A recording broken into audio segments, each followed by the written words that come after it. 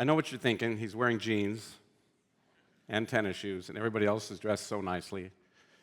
I wore it for a reason.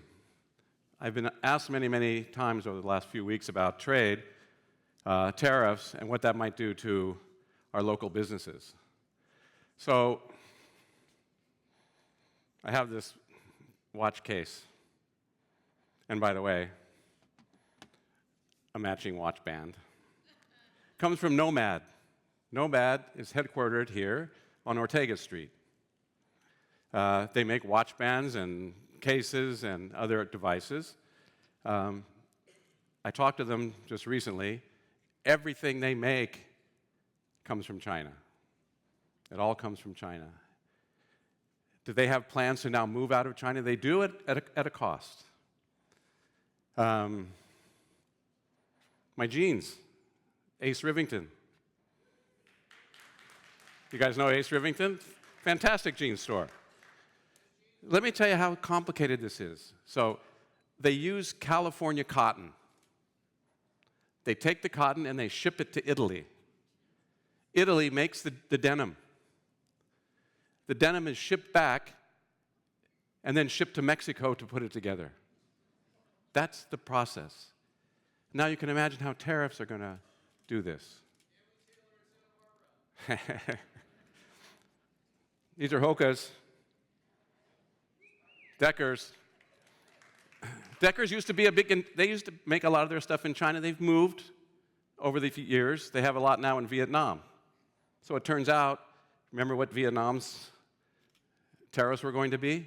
Huge. That's going to increase the cost. I think if we personalize it, we realize, hey, these are businesses we love here. We love them to be here. We want them to succeed. These are very, very competitive markets.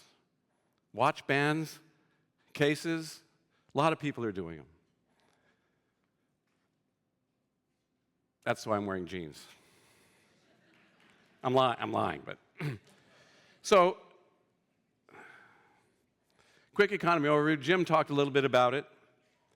Until we had this great tariffs announcements, the economy was doing actually really, really well.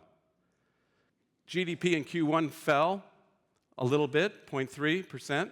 I'm going to come back to this because this is going to be an important thing that I'm going to mention, how to think about this decline. Inflation was subsided, as Jim mentioned, and we had a very strong labor market. So this is the GDP, real GDP decline, as you can see, fell 0.3. It had been averaging a pretty strong amount. What does that mean? It means that in real terms, this thing was growing at a little over 2% average over the last couple of years. That's the largest number, historically we see it growing at about 1.82%, something like that. So these are strong numbers. The economy was doing well. This is PCE inflation. Core PCE inflation removes food and energy. The blue line is useless. That's the monthly one that gets reported a lot. The green line is year over year. And the red line is a line that my blog mate and I designed. It's called trend inflation. I won't go into the details of it, but what you can see is it's fallen. It's still above the 2% target, but it's fallen. So, the Fed is in good shape overall. This is payroll employment change, 177,000. And as you can see, it kind of beat average over the last year or so. So all these things were doing well before the tariffs. Let me talk a little bit about the South Coast. South Coast, we've seen very slow growth, actually, in employment. It's something we should be worried about. Santa Barbara, we're not even back to pre-COVID levels. And it's still falling. So this is a picture of employment, private employment. I've set the number equal to 100 in the year 2000. And I have it for the U.S. That's the U.S. This is California. This is Ventura. And this is Santa Barbara. And what you can see, it's not like everybody has gone down. California and the U.S. have more employment now than they did before. We tend to be falling. So this is not a good sign overall. This is retail and leisure and hospitality in the U.S. And you can see leisure and hospitality, its employment's above what it was pre-COVID. Not so true about retail, as we've all seen. What does it look like in Santa Barbara? Way different. This is retail employment in Santa Barbara. It's been falling since 2000, roughly. Leisure and hospitality, which has to do with a lot of our tourism, employment in that sector has been falling. So there's some issues here going on that, we should be really careful of. So now I'm jumping all over the place. So I want to talk about facts. What are facts? Well, I really want to talk about how data are used and how it's misused, and not even intentionally. I'm going to give you two quick examples. One is the unemployment rate in Santa Barbara. And by the way, I'm not picking on any particular news outlet or person. And then I'm going to talk about what happened with the decline in GDP. So here's some facts. So this comes, as you can see, from the EDD, Employment Development Department here in California. And they put this out. And what you can see is, this is the unemployment rate. This is a civilian unemployment rate here for Santa Barbara. And let me do this. This is the Pacific Coast Business Times. I'm not blaming them. They're just reporting the facts. I'm not blaming Jorge, just the facts. What does it say?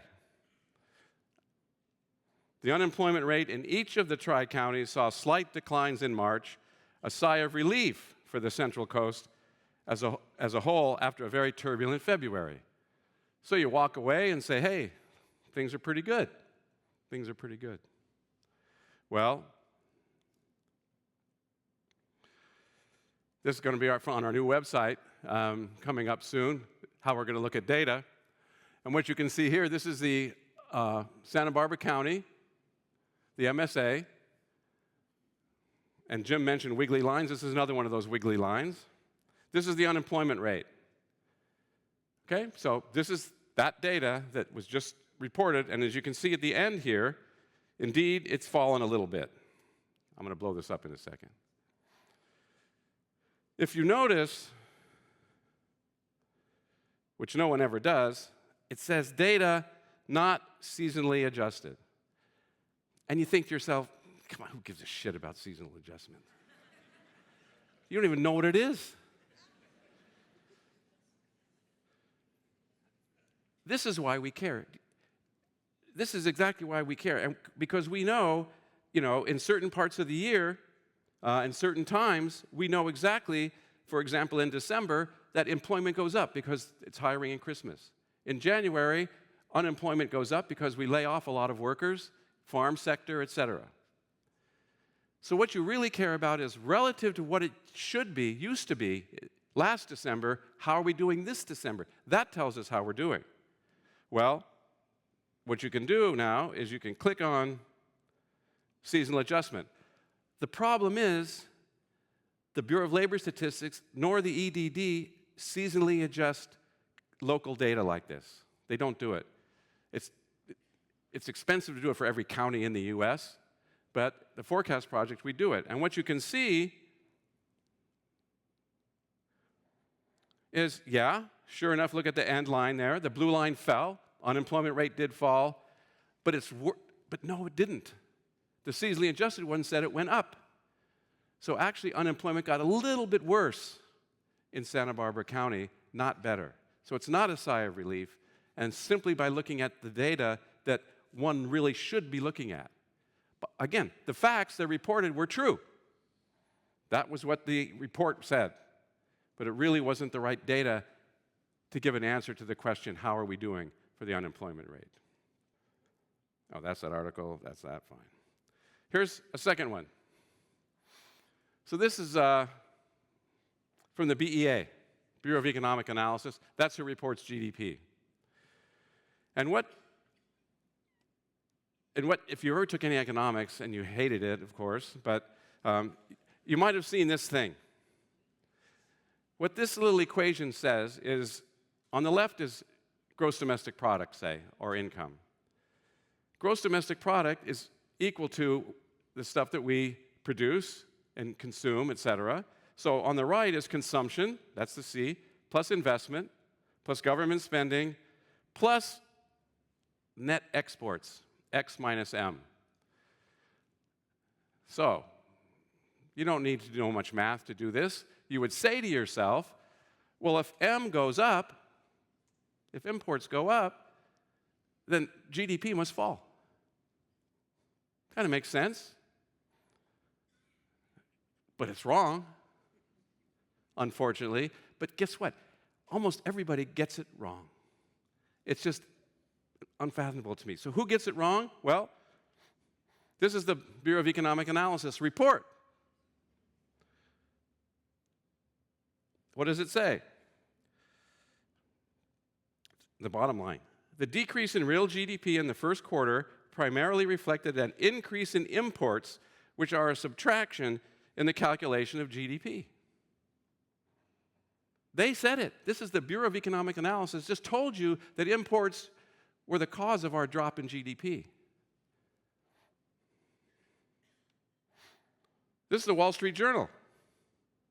All of you read one of these, I know it. Imports subtract from the Commerce Department's calculation of GDP since they represent spending on foreign-made goods and services. So subtract means, you know that negative sign thing? That's what subtract means. This is CNBC. Gross domestic product fell at a 0.3% annualized pace, largely pushed by a surge in imports. It's all wrong. Imports have no effect on our GDP. How about that? Anybody believe that? Damn well better. Why is it? We import a Samsung TV. What happens to that Samsung TV? You buy it. You go buy it. Well, what happens? So I just bought a $1,000 TV, and then my consumption went up by 1,000. I consumed that TV. You're not math majors? 100,000 minus 100,000 is 0. What if you didn't buy it? What happens then? It's an inventory. Okay? So this fact, so-called fact, that imports drive down GDP is wrong. It turns out that this is so prevalent that people believe that imports are a drag on the U.S. economy. Nothing could be farther from the truth. It's not a drag. See, that says not a drag. You're going to have copies, you're going to get these slides. There's a long article here as to explain why this is exactly the case and why many people probably, but almost everybody makes this mistake. Now I want to talk about AI. I told you I was going to jump all over the place. Machine learning and dark shipping.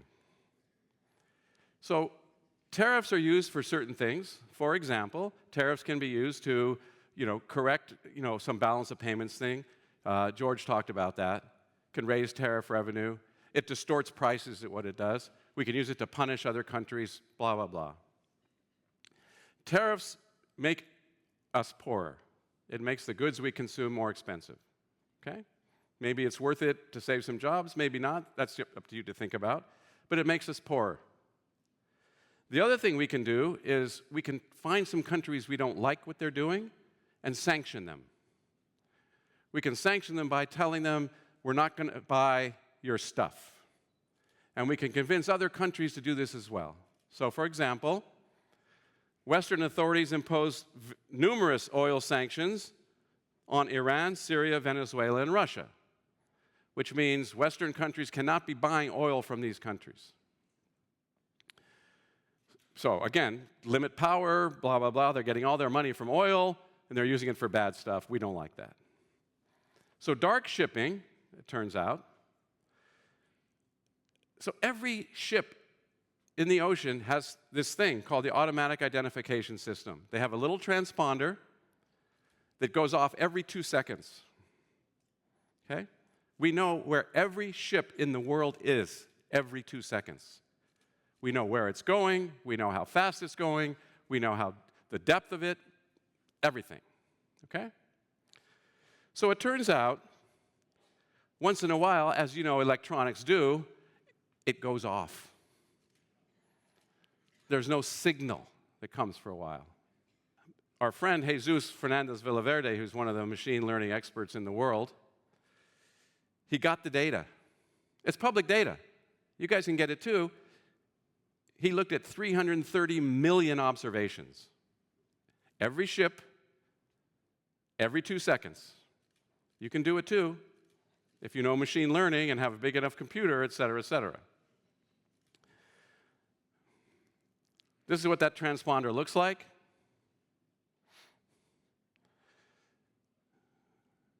This is an example of a signal gap. It was on for a while, then it goes off, then it comes back on. Here's more what it looks like. Oh, before I get there. This is something else you see. So he can track ships. By the way, you know that ocean thing out there? There's not a lot of traffic. There's no big rocks in the middle of the road. Why would a ship have this pattern? Why would a ship be going along and all of a sudden go backwards and then go forward again? Why would a ship that's going from here to here go along for a while and then, whoops, there was a rock in the road, better move it, come back here? The other signals they get is this one. This is called AIS spoofing, which what this ship does, it keeps going around in circles and in doing weird things, and then they think, oh, the machine screwed up. This is an example. So you get 330 million observations of data, and you can forecast where these things might be going when the transponder is off. And you train this artificial intelligence system to do this. So what you see, for example, ship is going along just fine. All of a sudden, the signal goes off, and then there's a long data gap. The signal comes back on, and look at that. But the machine says, hey, you know what? There's a suspicious port nearby. And that suspicious port, what I'm going to do now is I know how fast it's going when it started. I kind of know where it is. And what I can do is I can order a satellite image of where I think that ship would be. Sure enough, look at this. This is a ship not supposed to be in Iran getting oil, and it did. Okay? Ship-to-ship transfer. An Iranian ship comes, it transfers with another ship that didn't go to Iran, for example, and you can track that one. So sure enough, you see these ships heading toward each other, and then the signal goes off. Order a satellite picture. Ship-to-ship transfer. So you might think to yourself, okay, sanctions, how often does that happen? And by the way, if you think about imports of goods that they get expensive, how often do you think illicit stuff happens? You might not think this is a big problem, and what we've done is we've really screwed these countries. 43% of all oil shipments went to sanctioned ports. 43%. It's not like 2%. Almost half went to these sanctioned ports. They'll figure out a way to get around these things, right? And by the way, what's really interesting is, so Western countries are not supposed to be buying the oil, but guess who did buy the oil? China. They didn't care about Western sanctions. So what China did was, hey, nobody else is buying your oil, so guess what? We'll buy your oil, but you know what? We want a lower price. We're not spending that price up there because you can't sell it anyway. They bargained for a lower price for oil. Well, that meant they could produce goods cheaper and ship them cheaper. But guess who benefited? We did. Because we got to buy the cheap goods that was made with the cheap oil that was from sanctioned ports. Ingenious, whoever developed this idea. We were better off because of these sanctions, even though they were supposed to be stopping people from doing that. Anyway, this is stuff you can do with machine learning now that we could not do before. We could not analyze 330 million observations at one time. So I'm not going to tell you how to do it. You can figure that out on your own. I'm just saying this is the future. This is what's going to be happening, trying to figure all this stuff out. So let me wrap up. Uncertainty seems to be the watchword. Jim was talking about that. That's why I asked that question. The Fed agrees. They're on hold for a while. They're going to see how things work out. We don't need to create our own recessions. There's enough of them out there, right? We don't need to create our own. Is a recession looming? Well, Jim talked about the Kalshi data. This comes from Jeremy Piger and Chauvet, who basically use this model to look at real-time data. And the real-time data they use is data on employment, industrial production, a bunch of real things, not the stock market, anything like that. And they put it all together and decide whether we're in a recession or not. This is as of May 1st. And what you can see is their model works well when we're in a recession. It says we're in a recession. Today,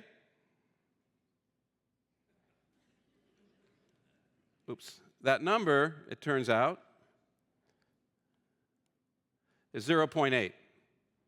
That's the probability the current data tells us we're in a recession today. Not in the future, but today. So the data is not telling us we're in a recession. And what I always like to leave you guys with is my optimistic view of the world.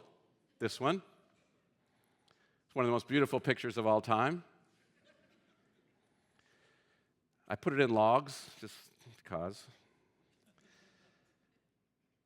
This is our real GDP, our real income, our purchasing power, the amount of stuff we're able to buy. What you can see here is this thing is really close to a straight line. That's why it's in logs. This growth number I showed you was about 2%, something like that. Every year, on average, we get 2% richer. And what I tell people to do is tell me what stands out here. What stands out? The Great Depression and World War II. That's what stands out. How many bad presidents have we had since World War II? How many good ones? They're little wiggles. The presidents are little wiggles. That's what they are. This is a big case we have coming forward, the tariffs. And as you can see, they've already backed down on a lot of them because you can understand what happened with the Great Depression. And as Jim mentioned, Smoot-Hawley. The beautiful thing is, if we're left alone, we're a very productive country. We've done really well over history. We're growing faster than Europe right now. And about tariffs, right now we're going to be drinking California wine. Thank you very much, everybody.